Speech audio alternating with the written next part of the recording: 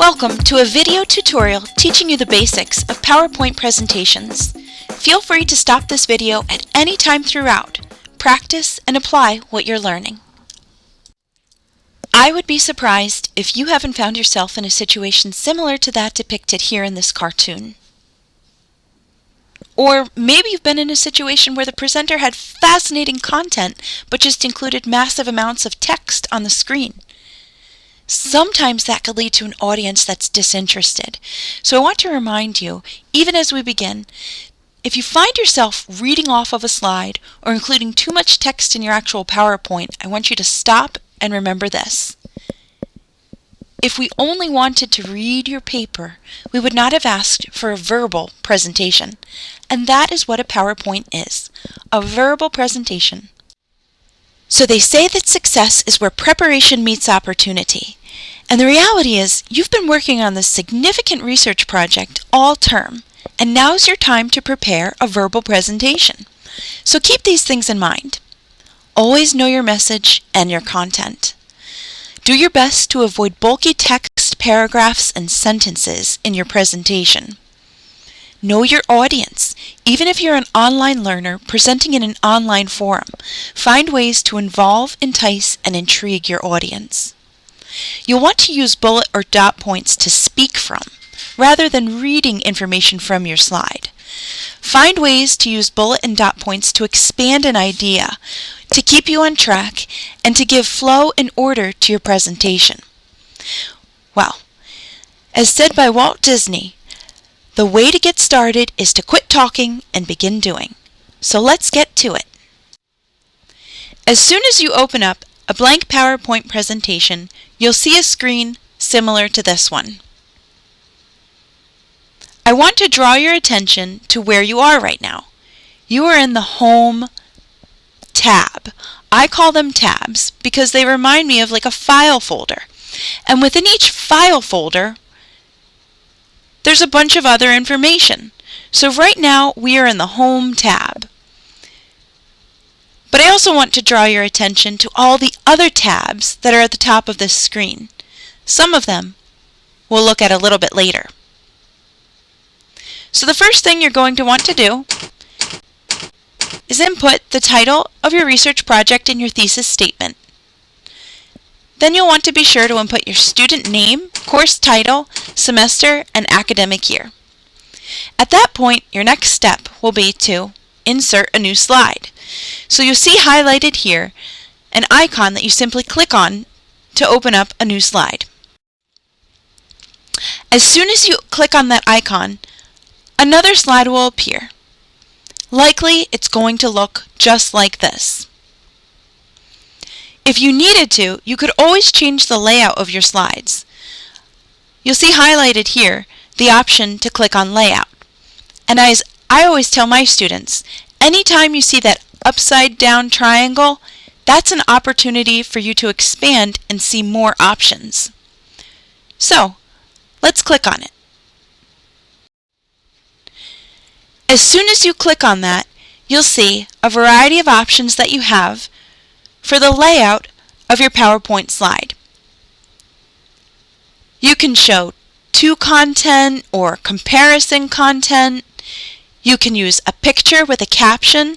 Visuals are great for verbal presentations. They're a way to aid and enhance your verbal presentation. But for now, let's just look at the title and content. So this is the title and content slide. If you look a little bit to the left-hand side, you're going to see a preview menu. As you continue to add slide after slide, this is where you'll be able to see the order of your actual presentation. Okay, so your next step is simply to begin typing text inside of the boxes. Within the text box, you can put any brief bits of information from which you plan to speak. As you type these things out, sometimes you might want to make minor adjustments. In this case, I'll draw your attention back to the Home tab. It's really easy when you're within the Home tab to adjust the color of the font, to adjust the type of the font, or to adjust the size of the font. Just don't go below a size 14 font. It's really difficult to see. A fun and easy way to add beauty and creativity to your academic presentation is to add an element of design. So you'll notice right now we're in the Design tab. Within the Design tab, you have a variety of options, colors, schemes, that will be automatically set according to the one which you choose. Let's start checking some of these design templates out. I think the first thing you'd want to know is that they're built in as part of the Design tab at the top of the PowerPoint that you're creating. They offer a variety of color schemes for you to choose from. And for those of you who are curious as to how I made that back page fall backwards and transition the slides, simply look no further than the Transitions tab. You can play with that. The best thing about design templates is that you can choose them according to your academic fit, the presence that you're hoping to create, and truly to enhance the essence of your verbal message. You'll find that some are rather traditional and others are unique. But whatever you do, make sure to choose the design template that fits you best. As soon as you choose one, it will automatically change the font type and color scheme specific to each template. More than anything, design templates are really easy to use. Okay, let's look at some ways that you can use visuals to support the message of your PowerPoint presentation. When you're working in PowerPoint, you'll notice within these boxes are these doled out images.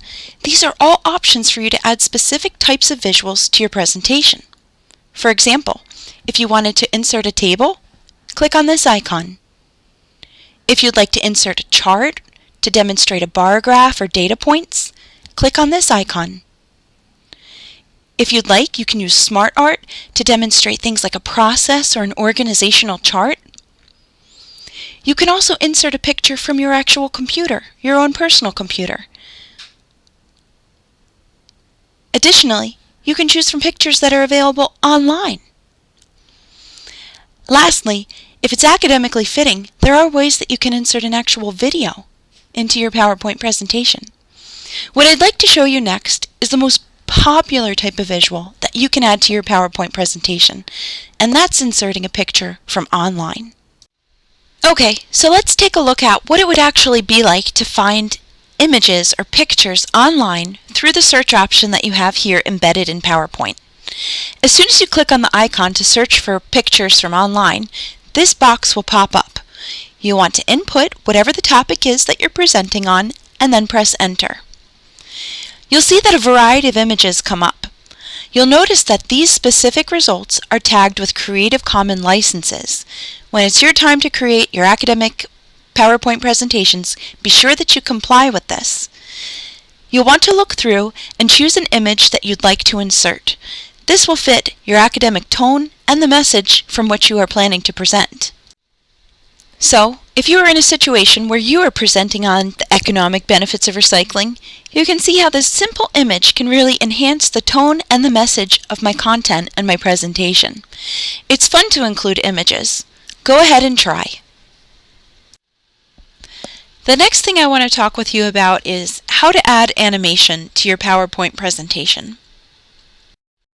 Okay, so some basic tips on animating PowerPoint information. I think the first thing is that it's so much easier than you can even imagine.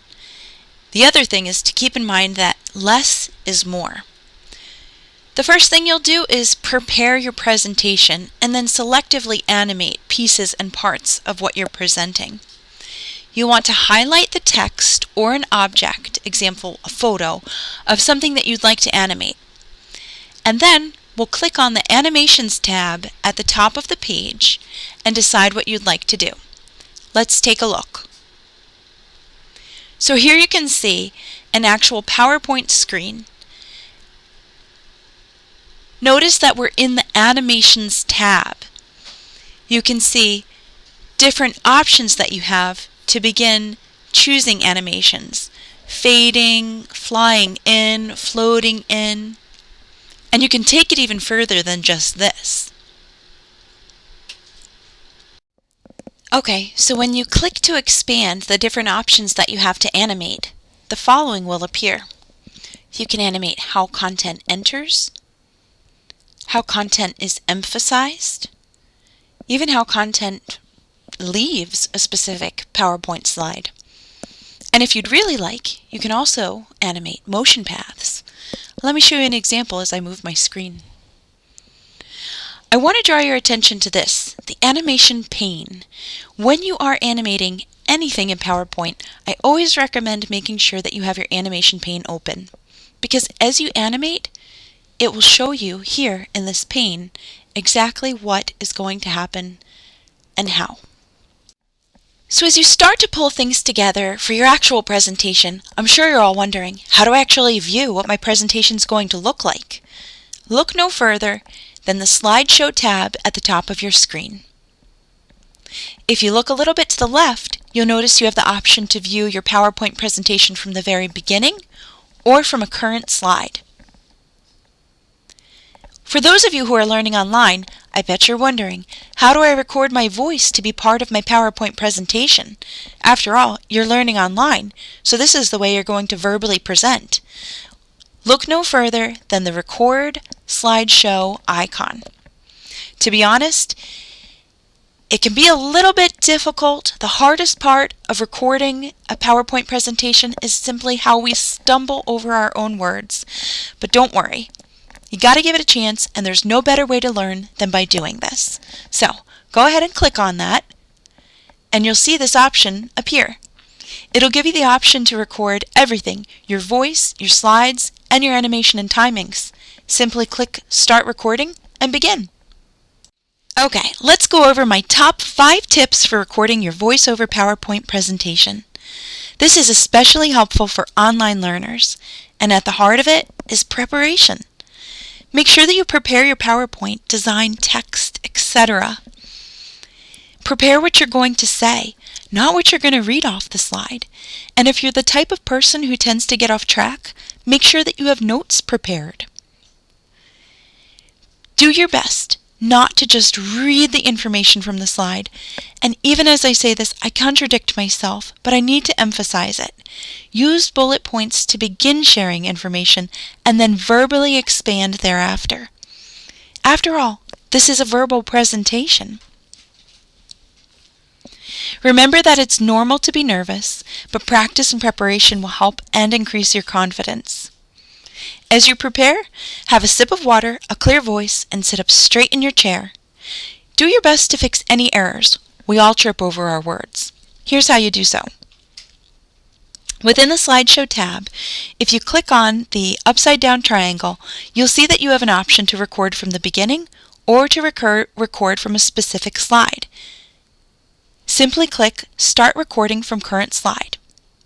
This will help you fix a specific slide rather than have to record the whole slideshow all over again. So before I let you go, I want to be sure to share advice for any verbal or PowerPoint presentation. Some of you might be presenting here on campus. Not everyone learns online, right? At the heart of it is always preparation. After all, as we started out, success is where preparation meets opportunity. But if you're presenting here on campus or in front of a forum, you want to make sure that you dress for the moment. This will be a visual message of your confidence, your preparation, and your academic professionalism. You've worked so hard on this the entire academic term. We want you to enjoy this moment and your time to shine. So, that concludes the tutorial on PowerPoint presentations. I encourage you to play, discover, and explore the tabs that are in your PowerPoint and create a dynamic presentation of your academic research. Remember, the more that you are involved in your education, the more you will learn. Thanks for participating in this PowerPoint tutorial. We wish you all the best as you continue with your education.